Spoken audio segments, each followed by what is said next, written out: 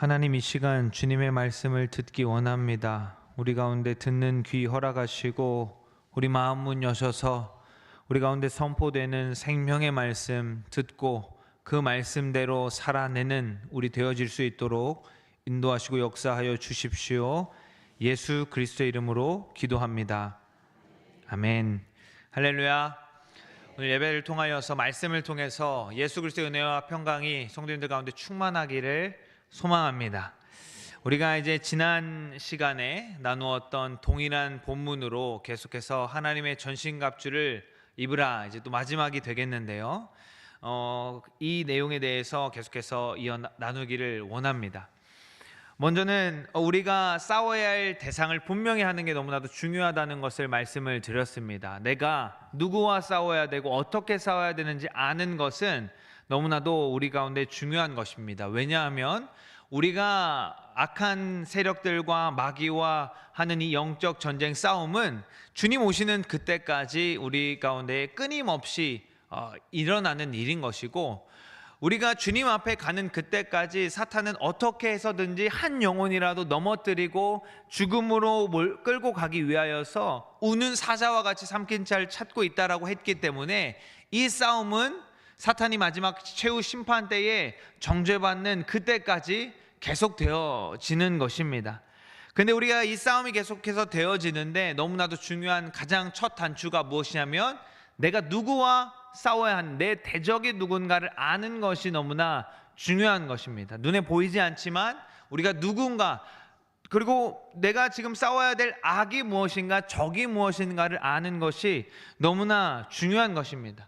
우리가 싸움이 계속해서 되어지는데, 싸움은 계속해서 있습니다. 그런데 어떤 영적인 원리가 있냐면, 내가 싸워야 될 그 악한 무리와 대적하여 싸우지 않으면 그 싸움의 방향은 나에게로 돌아오는 것입니다. 무슨 말이냐?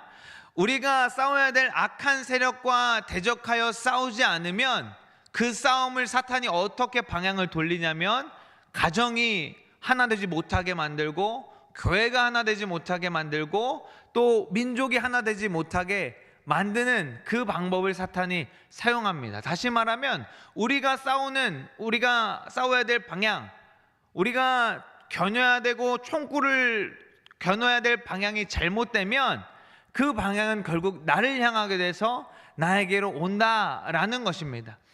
우리 오늘 기도 때도 또 말씀하셨고, 또 우리가 소식을 통해서도 접했지만, 지금 이 시간 가운데에 서울 일대에서 이제 그 종교개혁 주의를 맞이하고 또 차별금지법을 반대하기 위해서 많은 한국교회 성도들이, 또 그 도시에 있는 자들, 또 가능한 자들이 모여서 함께 기도하고 또 모임을 가지고 있는데, 그러니까 그 일들 가운데 또 준비하면서 기도하면서 준비했을 것이고, 그 일이 시행되어지고 있는데, 이 일들 가운데 어떤 일이 이제 일어나냐면, 교회가 이 지금까지 전례 없었던 이 초교파적인 어떤 연합과 모임이 일어나려고 하니까 사탄은 다시 그거를 분열하게 하려는 자신의 계략을 쓰는 것입니다. 그래서 교회가 이렇게 하면 안 된다, 또 왜 이런 방법을 선택해야 하는가, 그리고 혹은 반대로 또 누군가는 모이지 않으면 마치 그 사람이 잘못된 것처럼, 그곳에 현장에 가지 않으면 잘못된 것처럼 또 정죄하는 그런 분열을 만드는 것입니다. 다시 말하면 우리가 진짜 싸워야 될 대상 무엇입니까? 왜 지금 모이고 그렇게 목소리를 내는 것입니까? 하나님의 그 뜻을, 하나님의 창조 질서를 무너뜨리려고 하는 그 차별금지법과 포괄적 차별금지법이 제정되지 않게 우리는 이것들을 반대합니다라는 목소리를 내기 위해서 그 핵심은 하나님의 말씀을 따르고, 우리가 하나님의 말씀 안에서 악한 죄악을 대적하기 위해서 그것들을 해나갔는데, 그것들을 사탄은 계속해서 방향을 돌려서 우리가 분열하게 만들고, 또 내부적으로 그 분열들이, 싸움들이 우리 안에 있게 만드는 것입니다. 그래서 우리가 누구와 싸워야 하는지, 악한 세력이 그럼 누구이고 죄가 무엇인지 아는 게 너무 중요한 것입니다. 그렇기 때문에 우리가 말씀 앞에 그 기준이 분명해져야 하는 것입니다. 그래서 우리가 어떤 상황에 닥칠지라도 이것이 죄구나, 이것이 지금 우리가 대적해야 될 적이구나 하는 것을 우리 먼저는 내가 말씀 앞에 그 기준이 바로 서야 하고, 또 나아가서 교회가 우리 교회뿐 아니라 모든 이 그리스도인들이 그 올바른 기준 안에서 한 목소리를 내야 하는 것입니다. 그렇기 때문에 우리가 상대를 알고 이제 그 상대를 알았으면 싸우기 위하여서 우리가 계속해서 살펴보는 것처럼 전신갑주를 입어야 한다. 사람의 어떤 준비, 사람의 어떤 겸비가 아니라 오늘 말씀에서와 같이 하나님의 전신갑주를 입어야 한다라고 분명하게 말을 하였고, 우리가 그것들을 살펴보고 있습니다. 하나님께서 우리 가운데에 전신갑주를 허락하실 때 우리가 첫 번째로 살펴보았던 것은 바로 진리의 허리띠였죠. 우리가 허리띠를 매는 것, 옷 매무새를 단정하게 하고, 그리고 허리띠를 맨다는 것은 영적인 의미로 우리가 깨어 준비한다는 것을 말하는 것입니다. 오늘날 가운데 무엇이 죄이고 무엇이 죄가 아니고 무엇이 진리이고 진리가 아닌지를 계속해서 흐려지는 그 상황 가운데에 적어도 그리스도인들은, 적어도 교회는 깨어 있어야 한다라는 것입니다. 이것이 하나님이 바라시는 마음뿐만 아니라 세상 사람들도 믿지 않는 자들로 교회를 향하여서 교회는 깨어 있기를 바라는 것입니다. 사랑하는 성도 여러분, 우리가 진리의 허리띠를 두르는 첫 번째는 우리가 깨어 있는 것이고, 또 우리가 거룩함으로 준비되어져야 하는 것입니다. 우리가 주님 다시 오시는 그 날을 고대하면서 그 날을 향해 갈 때에 그냥 우리가 물론 나 개인의 신앙이 중요하고 너무나도 내 그 믿음을 붙들고 있어야겠지만, 나뿐만 아니라 우리 교회들이 깨어서 준비되어지고 이 진리의 허리띠를 바르게 차고 있어야 하는 것입니다. 그래서 하나님께서 우리에게 진리의 허리띠를 착용하라고 말씀하신 것은 교회여 깨어나라, 교회여 하나님이 거룩하심같이 너희도 거룩하라라고 계속해서 말씀하고 계시는 것입니다. 그렇기 때문에 우리가 하나님의 전신갑주를 입을 때의 첫 번째는 바로 우리가 깨끗해져야 하고 거룩해져야 하고 말씀 앞에 바로 서야 하는 것입니다. 그것이 진리의 허리띠인 것이죠. 두 번째로 의의 호심경을 말씀드렸습니다. 가슴을 보호하는 이 방어구, 그것은 강철로 낸 것이 아니라 바로 사랑이라는 것으로 만들어진, 예수 그리스도의 사랑이라는 그 재질로 만들어진 호심경을 우리 마음 가운데 붙여서 우리 마음을 지켜야 한다라고 하였습니다. 생명의 근원이 우리 마음에 있다라고 잠언에서 말씀하고 있기 때문에 우리가 마음을 지켜야 우리의 생명을 지키는 것입니다. 그 마음을 지키는 방법은 그리스도의 사랑으로 우리의 마음을 무장하는 것입니다. 그래서 누군가가 나에게 마음이 상하는 일을 했을 때에도, 마음이 상하는 어떤 일이 닥쳤을 때에도 그 모든 것을 그리스도의 사랑으로 품어낼 때에 우리의 마음을 지킬 수 있는 것이죠. 그 마음을 지킬 때에 마음의 문, 또 마음에 들어있는 것이 나오는 그 출입구와도 같은 입술 또한 우리가 지킬 수가 있는 것입니다. 그리고 세 번째는 바로 평안의 복음의 신을 말하였습니다. 우리가 진리 허리띠를 띠고 깨어서 또 마음을 지키고 그리스도의 사랑이라는 것을 마음에 들고 나아간다면 평안의 복음의 신, 그 신을 신고 가는 어디든지 그리스도의 평강이 있어야 되고 그리스도의 복음이 선포되어져야 한다라는 것입니다. 그래서 그리스도인들이 가는 그 어느 곳이라도 그리스도인들이 행하는 모든 행동의 목적, 그리고 원인과 결과, 그 모든 것에는 그리스도의 평강이 흘러가야 되는 것입니다. 그런데 만약에 우리의 삶을 돌아봤을 때 나는 어딘가에 가서 뭔가 자꾸 트러블 메이커, 문제를 야기시키고 사람들로 하여금 불편함을 안겨주는 존재가 나인가라고 생각되어진다면 내가 평안의 복음의 신을 잘 신고 있는지를 한번 점검해 봐야 하는 것입니다. 그래서 우리가 그리스도의 사랑을 가지고 그리스도의 그 평강이 내 안에 충만하게 거하면 어디로 가든지 그 충만한 평강이 흘러갈 수밖에 없는 것입니다. 내가 굳이 분위기를 좋게 하려고 하지 않더라도, 그렇게 하지 않더라도 사람들이, 믿는 사람이건 믿지 않는 사람들이건 나를 원하고 찾게 되는 것입니다. 왜 그럴까요?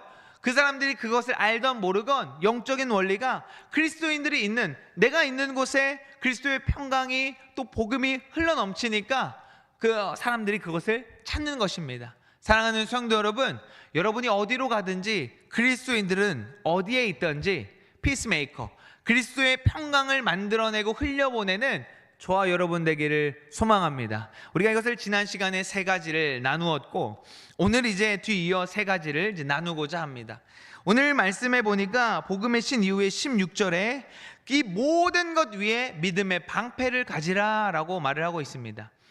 사도 바울이 전신갑주를 얘기할 때 한번 제가 말씀드렸죠. 사도 바울이 생각하고 또 이 말씀을 듣고 있는 에베소 교회 성도들이 생각하는 전신갑주는 로마 군인이 착용하고 있는 전신 갑주인 것인데, 로마 군들의 방패는 몇 가지 특징이 있습니다. 첫 번째는 굉장히 그 높은 길이를 가지고 있어요. 그래서 그들이 그 진영을 갖출 때에 그 높은 1m가 넘는 그 방패를, 방패 부대가 이제 앞에서 막아서 어떤 모든 공격들을 높은 방패를 차차차차 쌓아서 막는 것입니다. 그래서 투구를 쓰고 내 눈만 보이는 그 상황에서 방패가 내 얼굴부터 내 아래까지를 방어해 주는 것이죠. 이것이 바로 로마 그 군인들의 방패의 특징인 것입니다. 그래서 모든 것 위에 믿음이라는 방패가 있어야 공격을 막을 수 있다라고 말하는 것이에요. 아무리 내가 다른 갑주들 입었다 할지라도 그 위에 이 모든 것을 주님이 막아주신다라고 하는 그 믿음이라는 방패가 있어야 그 공격들을 막을 수 있다라는 것입니다. 또 한 가지 특징이 무엇이냐면, 이 방패는 한 명만 있을 때는 방어 구실을 제대로 할 수가 없어요. 나 혼자 내가 아무리 믿음의 방패를 굳건하게 들고 있다 할지라도 내 옆에 그 믿음의 방패를 들고 있는 동료들이 함께 진을 구축하지 않으면 어딘가 빈틈이 발생하는 겁니다. 그래서 우리가 교회가 한 몸을 이루어가는 게 너무나 중요한 거예요. 나의 신앙, 나의 믿음을 지키는 것도 너무나 중요하지만, 우리가 왜 굳이 교회가 성도 한 사람 한 사람의 믿음을 지키는 것도 중요한데, 굳이 부득이 왜 구역도 만들고 각 부서의 여전도회도 만들고 또 어떤 부서도 만들고 해서 조금씩 연합하는 이유가 무엇이냐면, 믿음의 방패를 함께 들어서 적들의 공격을 막으라라고 하는 그 영적 원리가 있는 것입니다. 그래서 사랑하는 성도 여러분, 우리가 믿음의 방패를 든다라고 했을 때에, 믿음의 방패를 든다 그냥 나 혼자 드는 것만 생각하지 마시고, 우리 모두가 한 마음으로 믿음의 방패를 모두가 들 때에 그 모든 진영이 완벽하게 구축되어져서 공격을 막을 수 있다는 것을 분명히 기억하시기를 소망합니다. 그게 그리스도의 몸된 교회의 원리인 것이죠. 그리고 마지막 한 가지 조금 더 특징을 설명해 드리고자 하는데, 그 로마 군인들의 방패는 강철로 되어 있지 않습니다. 방패의 표면에 가죽을 덧입혀 놓고 전쟁에 나갈 때는 그 가죽에 물을 먹입니다. 그러면 어떤 효과가 있냐면, 불 화살이 날아와서 방패에 꽂히면 바로 불이 꺼지게 되는 것이죠. 왜? 물이 묻어있는 가죽이 방패를 가지고 있으니까 불 화살이 날아올 때에 바로 칙 하고 불이 꺼져버리는 것입니다. 오늘 바울이 그것을 얘기하고 있는 것입니다. 믿음의 방패를 얘기하면서 불화살을 소멸하는 것이 방패다라고 하는 것을 얘기하는 거예요. 그러니까 이 배경을 알아야 우리가 방패 가운데 불화살이 날아올 때에 그렇게 소멸되는구나 라고 하는 것을 우리가 생각해 볼 수가 있는 것이죠. 마찬가지로 우리가 믿음의 방패를 그냥 가만히 들고 있는 것만으로 모든 공격을 막을 수 없는 것입니다. 믿음의 방패, 그 가죽으로 된 방패에 물을 먹여서 그 불화살의 공격을 막듯이, 우리가 그 믿음의 방패 가운데에 뒤이어 계속해서 살펴보겠지만, 성령 충만함이 우리 믿음 가운데 함께 있어야 적들의 불화살의 공격이 왔을 때 그것이 곧바로 소멸돼서 꺼질 수가 있는 것입니다. 이것이 방패가 가지고 있는 특징인 것입니다. 그래서 우리가 믿음의 방패를 들 때에 제가 세 가지 정도 나누었는데, 첫 번째는 믿음의 방패라는 것이 내 몸을 모두 보호하는 그 방패, 믿음을 우리가 굳건히 들고 있어야 하는 것이고, 두 번째는 나 혼자만의 믿음으로가 아니라 주님께서 한 몸으로 부른 이 교회 공동체, 신앙 공동체의 믿음이 함께 모여질 때 그 악한 세력의 공격을 막을 수 있다. 그리고 성령 충만함으로 우리가 그 공격들을 막아낼 수 있다라는 것을 나누었습니다. 두 번째로 구원의 투구에 대해서 이야기를 합니다. 짧게 이야기를 하고 있지만, 투구는 어떤 특징이 있습니까? 머리를 보호하는 것이죠. 우리가 머리를 공격당하는 것은 굉장히 치명상을 입는 것입니다. 그런데 싸울 때 머리를 어떻게 방어하는가가 너무나 중요한 게 무엇이냐면, 투구를 올바른 투구, 나에게 딱 맞는 투구를 쓰지 않으면 내가 적을 바라보는데 불편함이 생기게 되겠죠. 내가 너무 크거나 이 투구가 나의 시야까지도 너무 방어하려다 보니까 나의 시야까지도 가려지면 적을 올바로 볼 수가 없는 것입니다. 그만큼 투구라는 것은 머리를 보호할 뿐만 아니라 보호와 동시에 또 내가 싸우는 데에 불편함이 없도록 해야 되기 때문에 너무 중요한 거예요. 근데 바울이 이 투구에다가 구원의 투구라고 이렇게 말을 하고 있습니다. 사랑하는 성도 여러분, 우리가 모든 싸움을 할 때에 가장 우리가 잃지 않아야 되고 가장 상처 입지 않아야 될, 우리를 보호해야 될 그 가장 중요한 것은 바로 구원이라는 문제인 거예요. 그러니까 우리가 아무리 전신갑주를 입고 무장을 하여서 싸움에 나간다 할지라도 여러분 가운데 구원의 확신이 없다면 싸움을 할 수가 없어요. 그러나 내가 혹시 다른 어떤 그 장신구들이, 무장하는 방어구들이 조금 손상을 입고 조금 데미지를, 상처를 입었다 할지라도 여러분 가운데 구원의 확신이 명확히 있다면, 구원의 투구를 올바르게 쓰고 있다면 내가 팔다리를 잃을 수도 있고 다른 데 치명상을 입을 수도 있지만 생명은 지킬 수가 있는 것입니다. 사랑하는 성도 여러분, 우리가 구원의 투구를 쓴다는 것은 구원의 확신을 우리 마음판 가운데에 가지는 것입니다. 성도 여러분, 구원 받으셨습니까? 아멘이십니까? 우리가 구원 받았냐라는 이 질문이 어느 순간부터 조금 주춤거리는 질문이 되어버렸어요. 왜냐하면 구원파 같은 사람들이 이 질문을 이제 사용하거든요.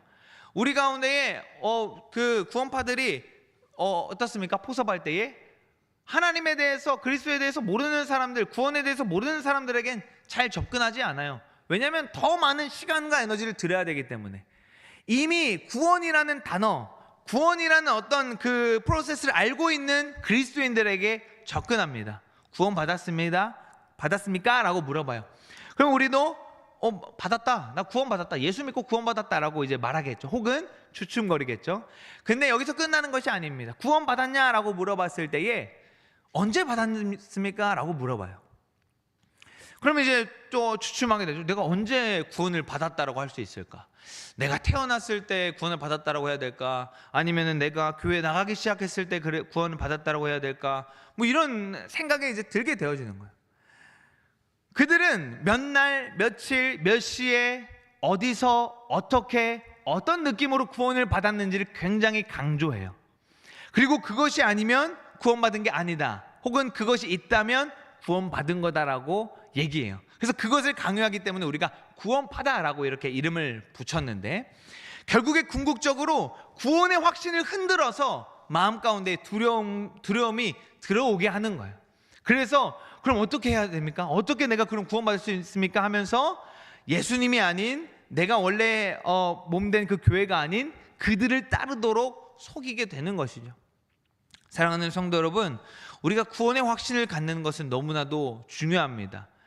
예수 그리스도를 나의 구주로 믿을 때에, 예수 그리스도를 나의 구주다라고 내가 고백하고 시인할 때에 우리는 구원받은 것입니다. 아멘이십니까? 그리고 우리는 이 구원을 일회성으로 일시적인 것이지만 이것이 영원하게 가지고 가야 하는 것이요, 구원을 이루라라고 말씀하신 것처럼.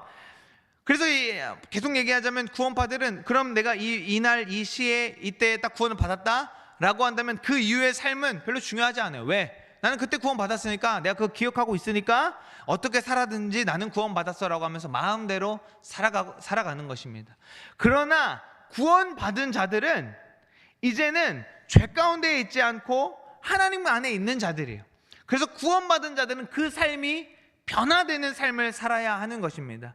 그래서 저와 여러분이 구원받았고 구원의 확신이 우리 가운데 있다면 우리의 삶이 그 이전과는 달라야 하는 것입니다.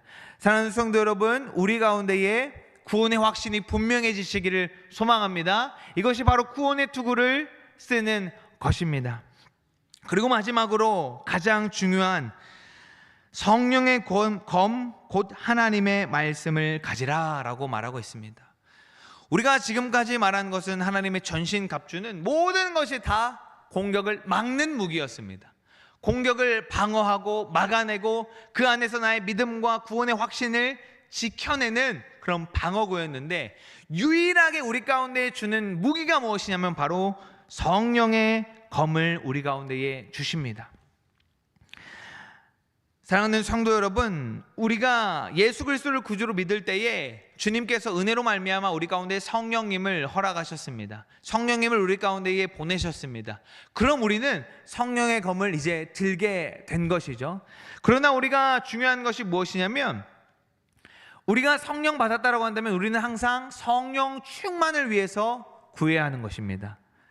우리가 성령을 받았는데, 내가 믿을 때에 성령을 받았는데, 이것이 내가 성령을 뜨거울 때는 성령이 내 안에 있다가, 내가 죄 가운데 있을 때는 성령님이 나가셨다가, 또 내가 다시 회개할 때는 성령님이 다시 오셨다가 하는 것이 아니라, 물론 우리가 찬양의 고백으로 기도할 때 우리의 말의 고백은 성령님 우리 가운데 오십시오, 성령님 우리 가운데 거하십시오 계속해서 고백을 하는데, 이것은 뭐 성령님이 나갔다 들어왔다 하는 것을 말하는 것이 아니라 성령 충만함을 얘기하는 것이에요.